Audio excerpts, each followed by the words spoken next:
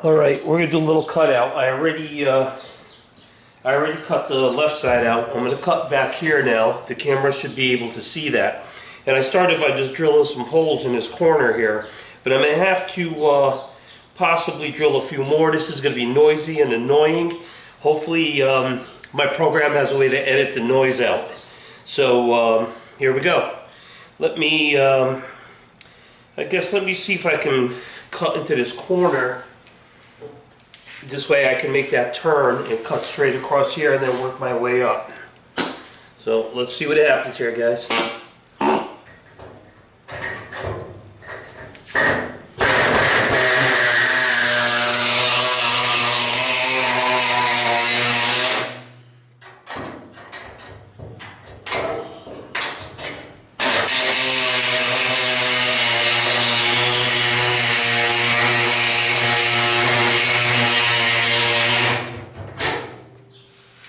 Alright, so I think we could pick that piece out.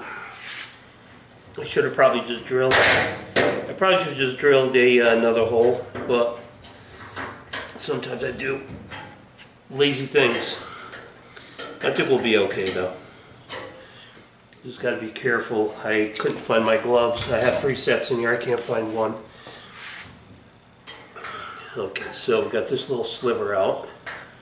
I'm trying not to wreck this top piece because it may come in handy if I decide to put a canopy. I can use this as a somewhat of a guide of how to either blow mold it or vacuum mold it, which I'm not sure if I'm even going to be able to put a canopy on here depending on where my seat is.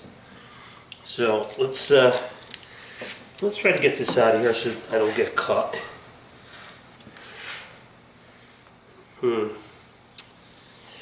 Not liking that. Let's see if I can, maybe if I can knock it down, it'd be safer. Even with gloves, I would get snagged on that. So I'm kind of resting my hands here as a guide.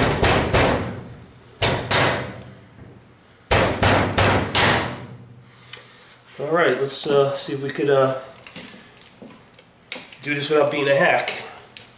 So we're going to do a little swoop in here. And again, sorry for the noise, but I'll try to cancel it out.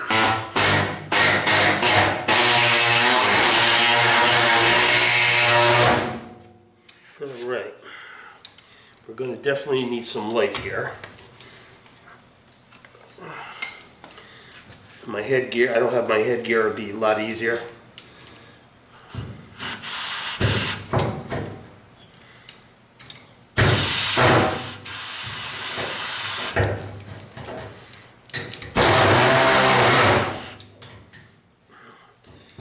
I don't have a lot of power or a lot of air in this saw. I'm going to have to be nice and gentle. That's why it's giving me a little bit of torque.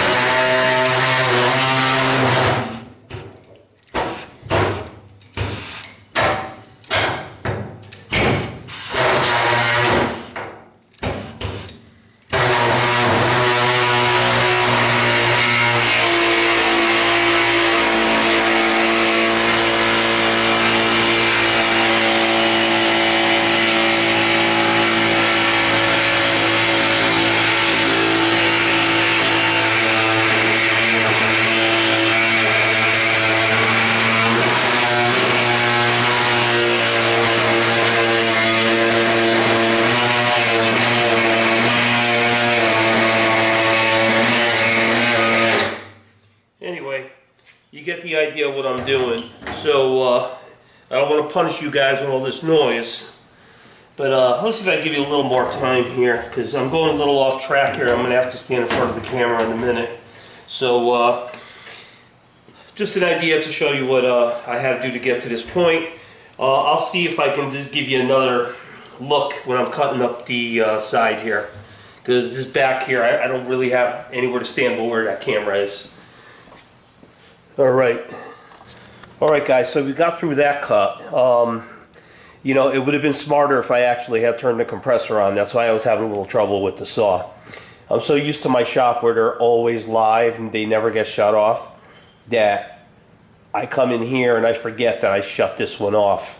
because this is my home shop. So what I'm going to do is I'm going to cut down the right side now. I'm just trying to make a decision. I think I'm going to start from the front, which means that I'm going to have to take this drill.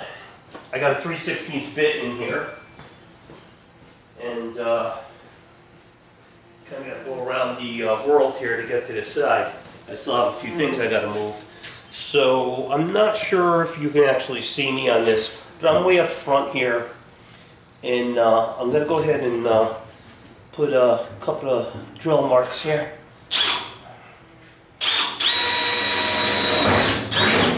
Kind of close together.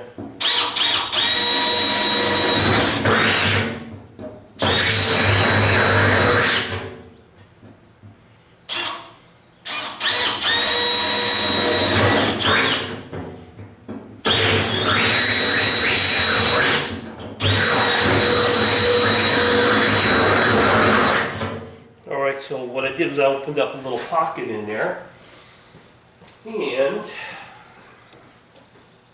we're going to go ahead and use that pocket to reach our line, and then we're going to get this this piece here off. But it won't come off today, and I'll show you why in a minute. I just got an impatient person on my phone here.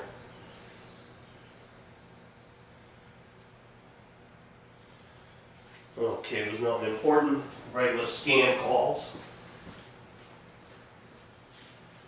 Alright, so again, I'm not sure if I'm in frame yet. So we're going to take the saw and we're going to work it. And we want to try not to scratch anything here. As I sit here with a saw butchering it, I'm not worried about scratching it. But the easiest way for me to do this so I can keep my eye on the line is again to pull the saw. So again, I'm not sure if you can see much except my arm, but I'll give you a little bit of noise anyway.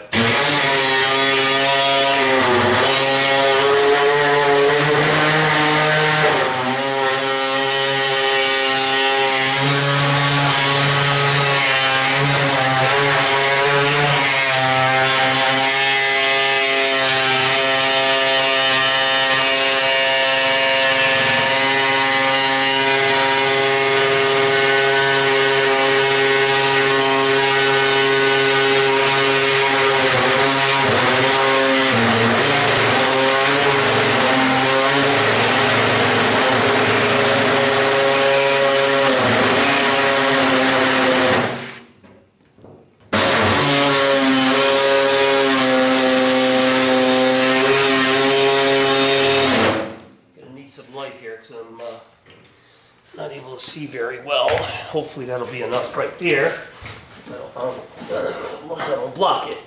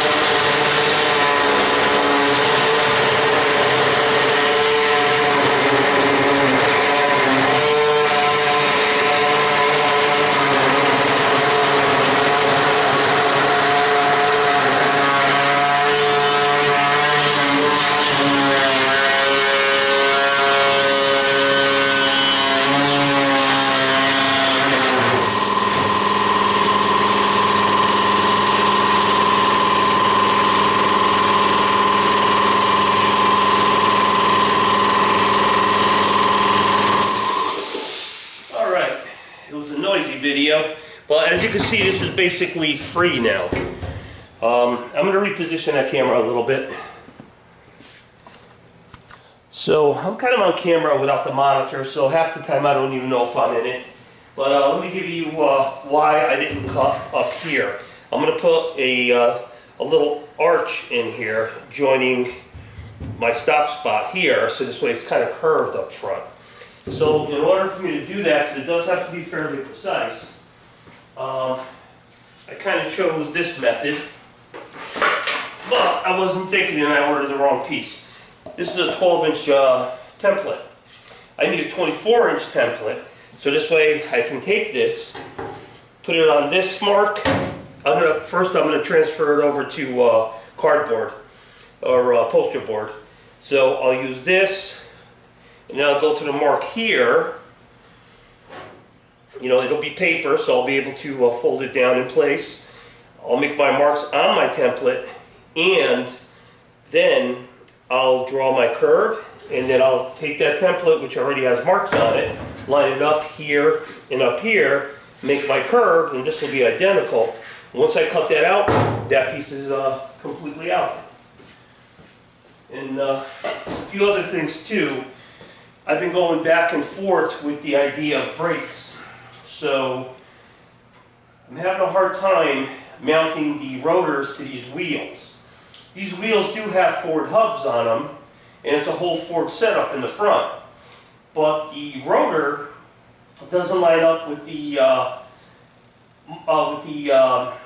drill holes in the wheel itself. And to put a spacer in there is possible, but then it's going to be too much. And the rotor, it's going to be a lot of finagling. So I'm wondering, the original Munster's car did not have front brakes, and most of these don't have front brakes. Excuse me. So I'm toying around with the idea of no front brakes. I kind of don't like that, but you know, basically, you know, I don't see another way at the moment, but it's something that I can correct if I change the wheels, but I don't want to change the wheels. I had these wheels specially made for this car out in California, and they were fairly expensive. So I don't want to just take them and put them on the shelf. I do want to leave them on the car. And size-wise and all that, it's very similar. Well, I can't say similar to the Munster's car because they used, oh, I forget what they used for wheels. I forget the name of the company, but begins with an R. But I couldn't find those wheels, and I did find the back wheels, but I couldn't find front skinny wheels, so I didn't go with that. And then again, maybe they did have the wires on the front. I don't remember. I gotta look at a picture again. So anyway, I just wanted to kind of give you an idea of the noise and the tool. I don't know if I actually showed you the tool. I'm sure most of you are familiar with it. But for the ones that aren't, basically it's just a body saw, they call it. The blade that I chose to use on this so I could get a more precise cut and it wouldn't tear at the metal was a 31, I think it is. I think it's a 31 TPI blade. And it moves, not slow, it moves pretty fast. But it's very gentle, as you can hear by the sound. Okay, well, my battery died, so I had a few sentences in the last part that I guess didn't make it through. But anyway, let's talk about the steering. So basically, originally, I have it set up for a Vega box, which is just a regular Vega box that would be in a Vega. And you turn left, it goes left, you turn right, it goes right. But now I decided to go with a reverse Corvair box, which is basically this little guy right here.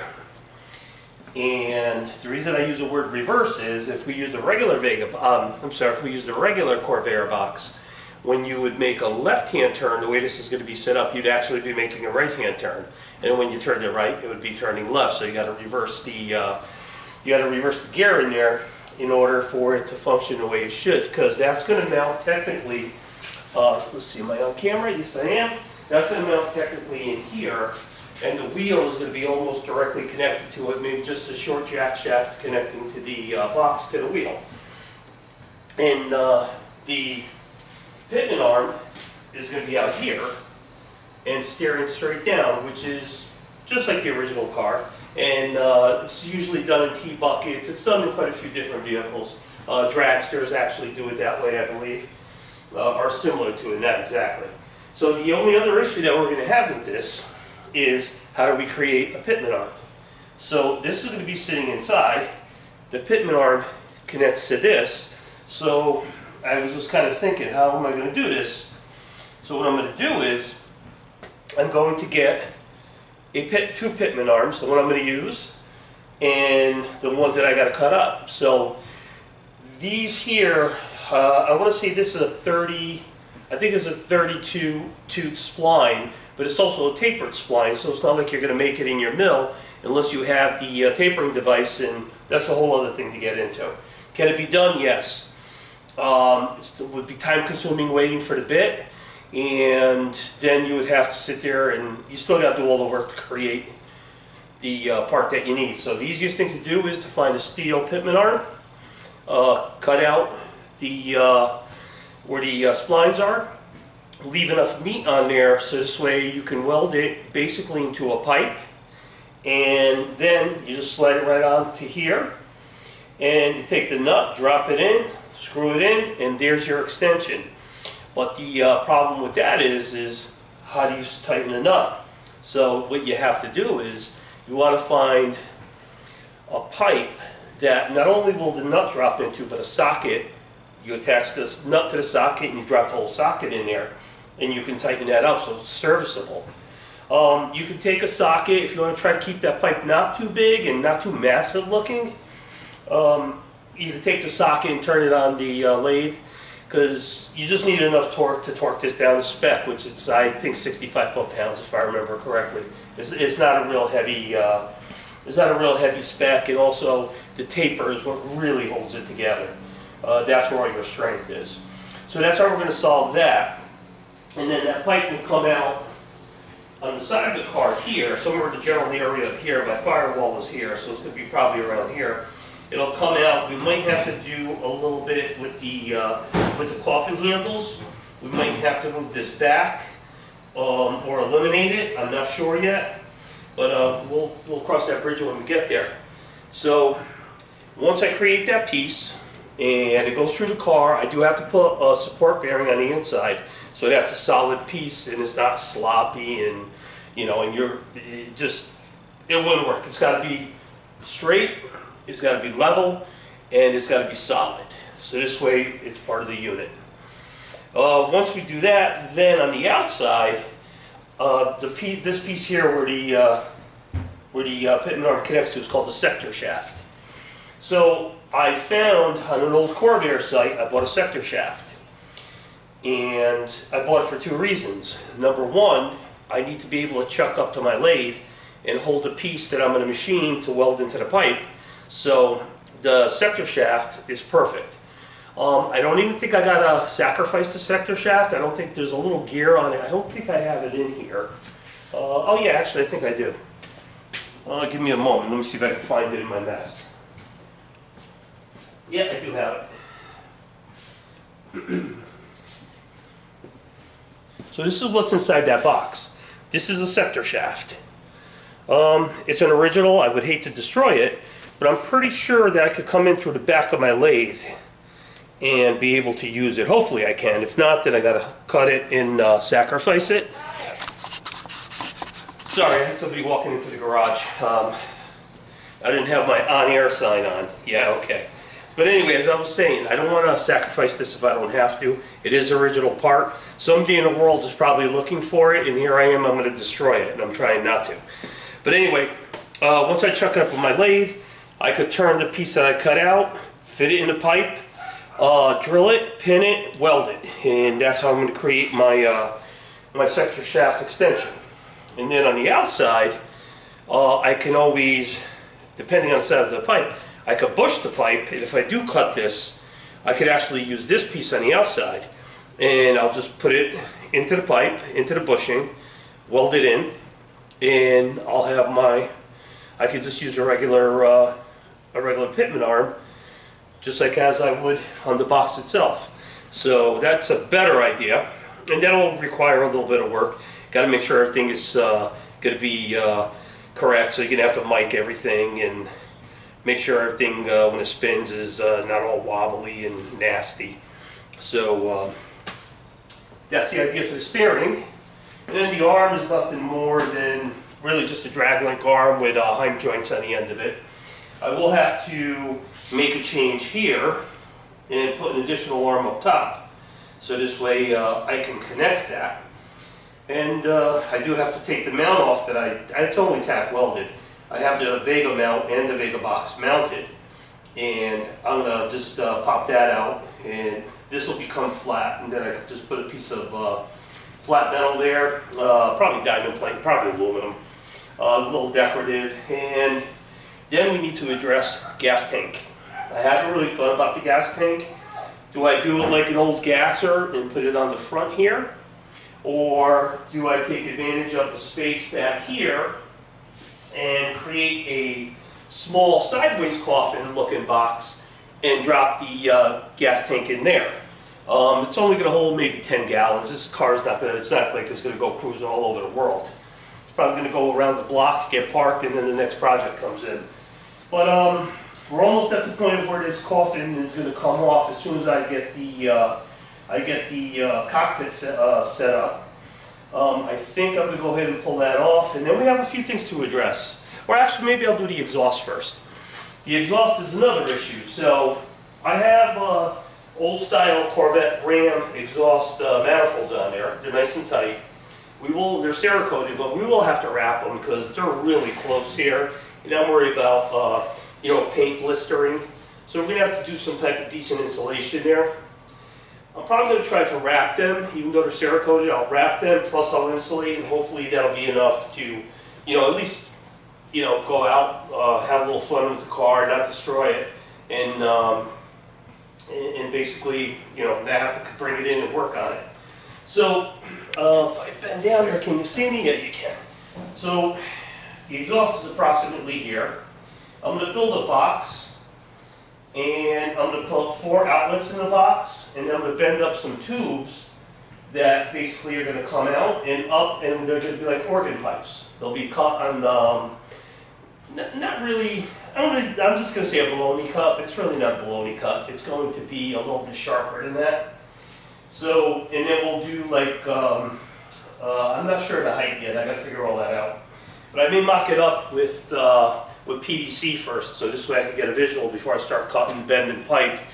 PVC is cheap. I probably already have it. And I'll create it out of PVC. And this way I could actually, once I'm happy with the heights and the spacings and all that, I can use that as my template to create the actual exhaust. So once I create that box and I have the 4 outlets, on the back I'll have one inlet, which will probably be a 90. It'll connect directly to the Corvette Ram manifold, exhaust manifold. And once I get that done, then we can take this thing apart, take the front end off it, maybe use my trusty little forklift guy here and pick it up, and I'll sit there and I'll do all the top welding, flip it, do all the back welding. The rear could come out of it to do the welding. Actually, maybe I'll leave it in to do the welding, I'm not sure yet. The way it sits, I think we'll be good. I just got to check the pinion angle, and I think we'll be all right. Looks like it might be pitched a little too far down. I may have to snap the tack welds and bring it up a little, but we'll see. We'll cross that bridge when we have to, because I never really had it sat down before. I did have it on jack stands, but jack stands in real life on the ground are 2 different things.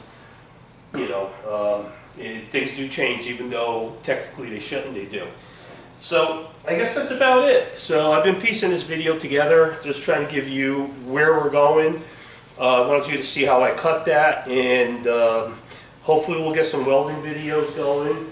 And when I cut the arch in the front, I'll do a little video on that too, so you see it completed. And I'm not going to have my new template. It was supposed to come yesterday, but I'm not going to have a new template till I think Tuesday. And during the week it's hard for me to get out here because when I get home, it's it's not necessarily late, but I'm tired because I go in at about 1:30, 2 o'clock a.m. to work. So I get home about 2 o'clock, and I'm just dead in the water at that point. But so here we are. We're going to continue on and try to get this car done. and get it on the road and move on to the next project, which I'm really anxious. In between projects though, here, let me just kind of grab this camera and let me move it around. But there's the 54 Chevy. Well, I'm making you dizzy right now. But there's the 54 Chevy sitting on the back of my flatbed. That's got to come off the flatbed, number one. And number two, it does have to come apart, so this way I can store it a little more easily, and those tires need to be deflated and they need to be discarded.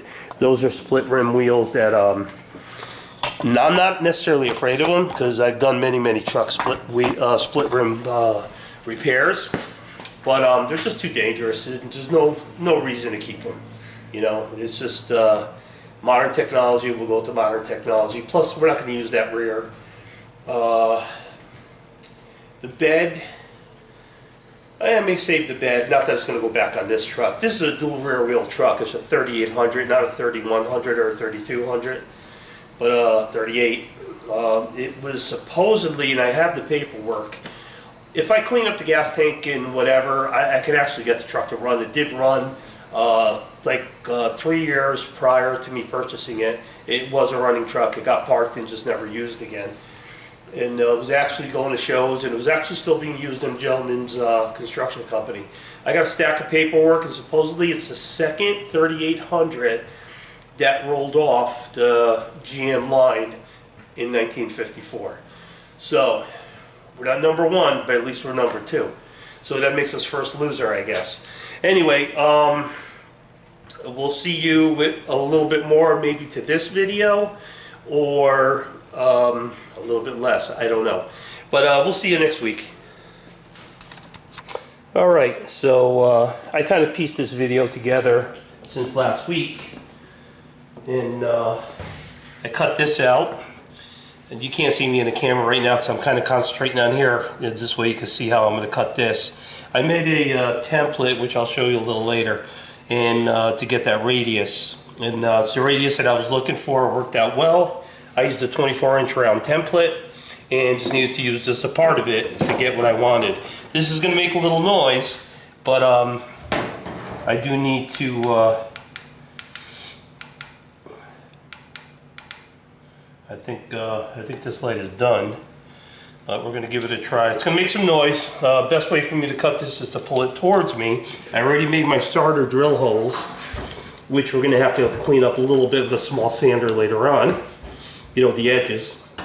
And here we go. And this light is not going to stay the way I want it to. That's okay.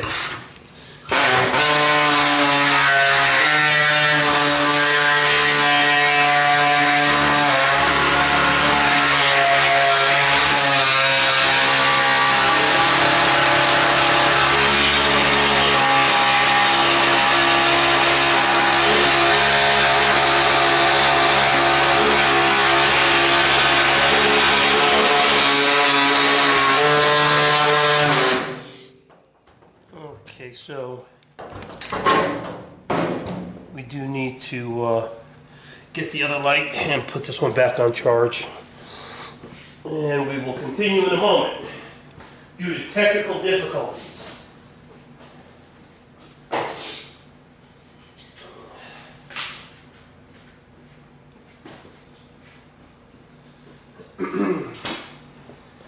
I keep a couple of these lights. They're fairly inexpensive, and they get the job done.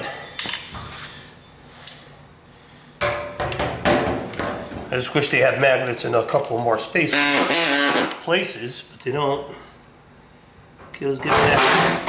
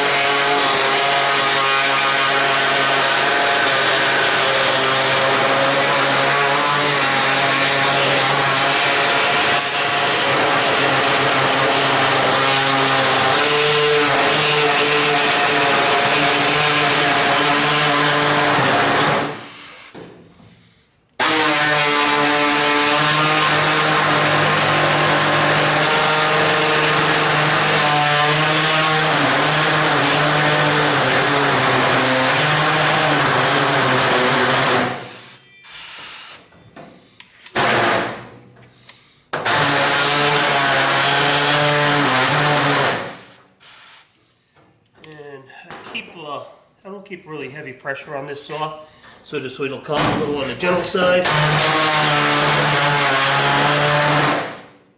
I think it's time to put a little oil in it though. I don't know why it's having a hard time here.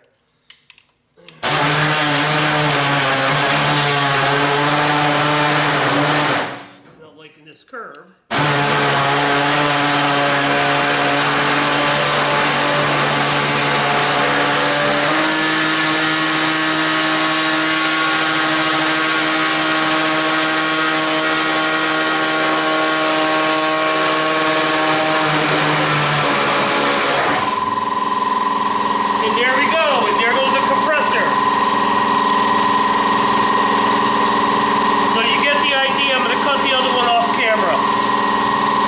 There you go, there's the hole. The other side went a little quicker because it was leaning down, so it was kind of assisting me as I was cutting. So that worked out actually quite well. Like I said, these saws are amazing. They're very gentle for not tearing metal, and you're able to go around the radiuses. So this is exactly what I was looking for. Now, the next thing we need to do is we need to dress these edges because they're a little jagged, you know, from cutting. And it is a manual process, so it's not going to be perfect like as if a machine did it, like a laser or whatever. But that's exactly what we're looking for.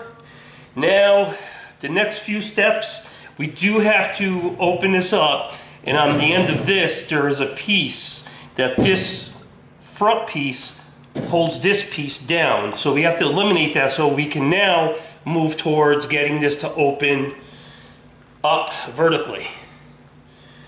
And we got the hinge that we're going to use. I believe I have it back here.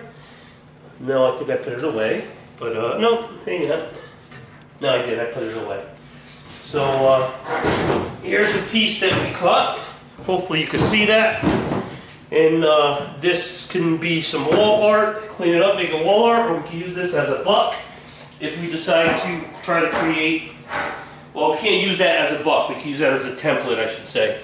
And this way we can create a dome over here, some kind of glass. I kind of, you know, we're going to have to make some kind of a windshield, but I much would rather have a dome. It looks so much more like the original, and also I think it would be a little cleaner looking, but that's a whole other tooling up and doing all kinds of stuff. Let me get the camera normal now. Okay, so I got to keep repositioning the camera because I'm the only guy here, so I do the work, I play the host, and you know, the labor. So let's get a few things out of the way here. I'm going to show you what we're going to do back here now. So I've been tossing around a couple of ideas. I came up with just a quick, simple template, and I haven't cut it yet. So we're going to cut it and show you my idea. So I'm not sure. This obviously is going to be on an angle on both sides, kind of like a bat wing. And one of my ideas is to actually cut it out as a pair of wings and put it back here in order to support the fuel tank. And I'm not sure if I'm going to put it on an angle, because I can always level the tank, but I think that'll start making it too big. So I think I'm going to have to go flat with this and just get a little creative with it, so this way it's not an eyesore. And I'm going to box it out and put a lid on it, and I think we're going to use some rebar and just basically make some cobwebs. And I think that would look pretty cool, and it'll stick with the theme of what's going on here. So I guess it's going to be hard to catch any of that on camera because I'm limited on where I could work. I'm not 100% done with cleaning, but I wanted to get some content out there. And so we're going to after this video in a little while, but for now, I'm going to sign off and figure out what I'm going to do next. After I clean this up, I will be putting some type of trim around here just to keep it safe so nobody gets cut, especially me when climbing it out of here or pulling it down, and you know, it's always something. And I'm probably going to work on cutting the front piece, so maybe I'll put that on camera, or at least part of it, because I know it's noisy and annoying, but I'm just trying to do my best to show you, you know, a bit of what is really going on here. All right, I'll see you in a few. All right, so I cut the top of the lip that sits underneath this here. So I cut the top of it already, and I flipped it over. I put it on a moving blanket, so this way we're not going to start scratching things. I just made a tape line as my guide because, again, it doesn't got to be perfect. Everything's got to be trimmed out. So, you know, it's going to be not sloppy. It'll be straight, but, you know, we're not going to go crazy with squares and everything else. There's no reason for it. So basically, I was going to do I did the top side with the body saw that I showed you prior. But this one, I think because I tried the body saw, but it was getting a little too bound up because this is almost like a channel at this point. It's you know, I don't want to cut through both sides again. So I think we're going to switch up and we're going to use just a basic, you know, a cutoff wheel. I'm sure a lot of you are familiar with this. And again, we're not going to be aggressive with it. We're going to use it very gently, so we don't start butchering things. So let's see what happens here. And we'll use the tape as our line. I may have to change the wheel because the wheel's a little small from the last time I used it, but it's not worn out yet.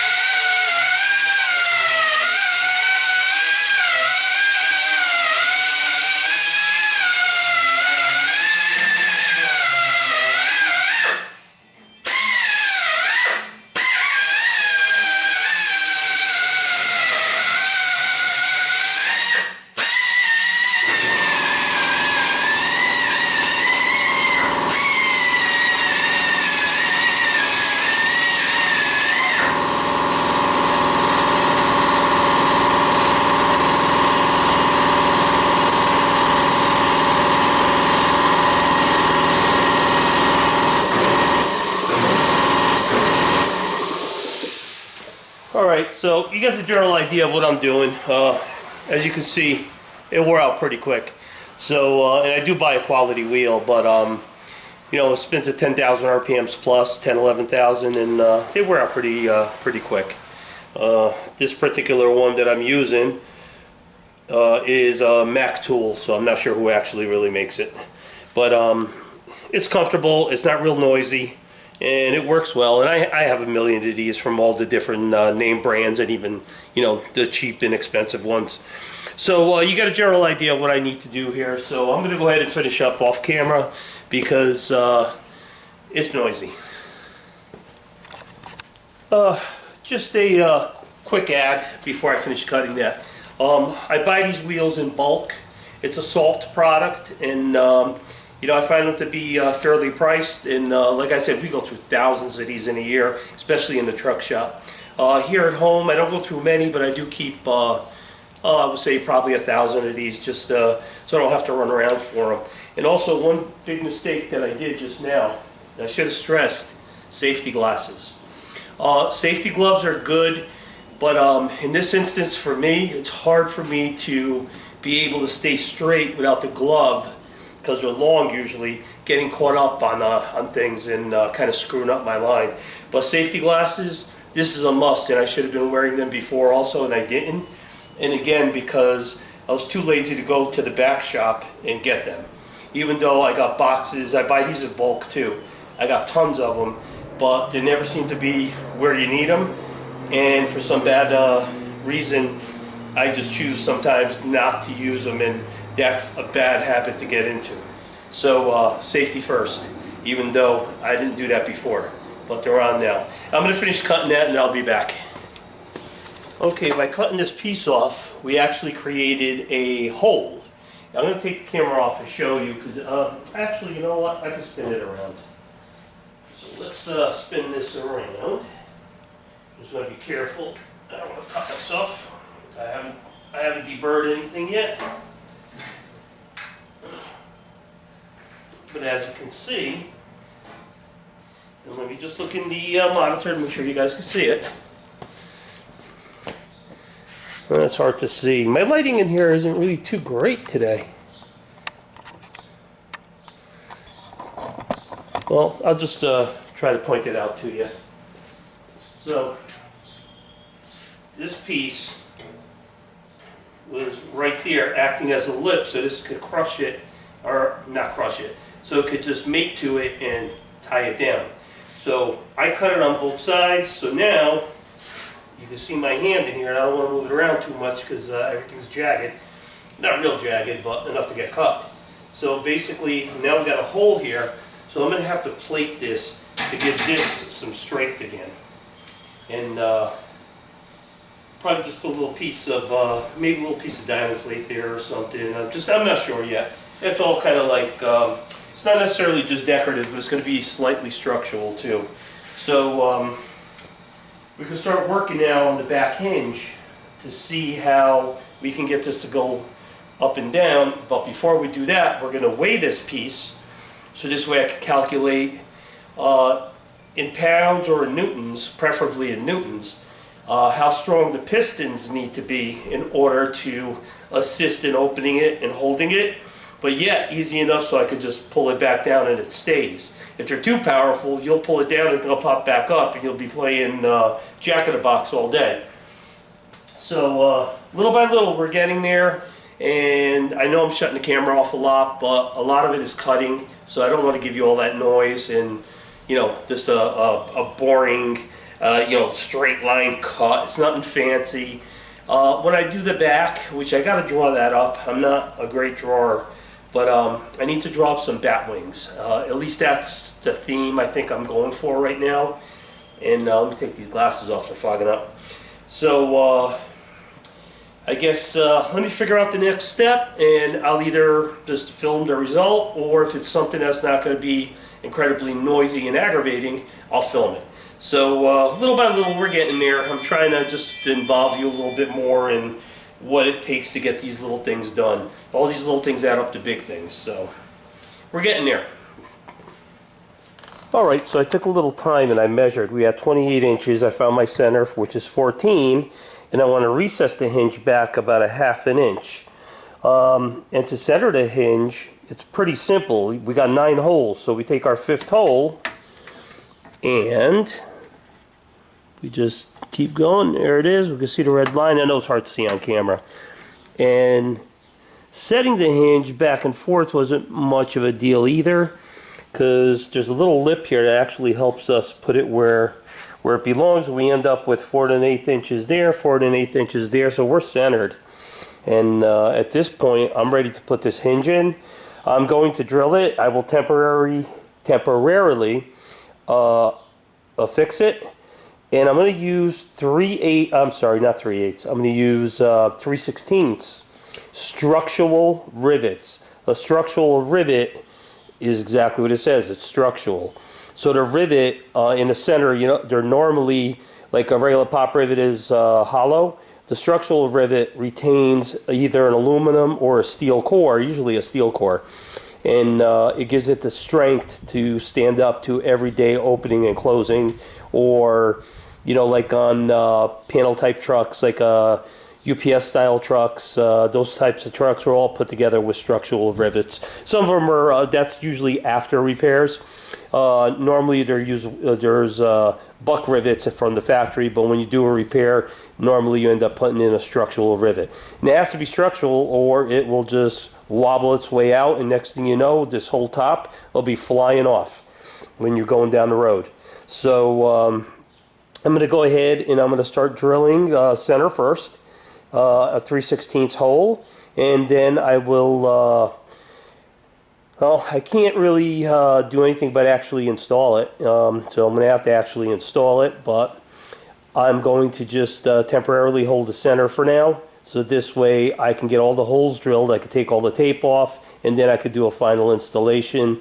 I'm not sure if I have enough gap to put like a piece of rubber or whatever underneath, but in this case it's just going to be metal to metal, unfortunately, because there's just not enough room, and I don't want the lid to sit higher than everything else. It'll look dumb. So little by little, you know, like I said, I'm trying to get you guys a bird's eye view of what I'm doing. So you don't necessarily need to see me drilling. I'm sure you've seen a million videos with drilling, including mine. Alright, we'll give you an update shortly.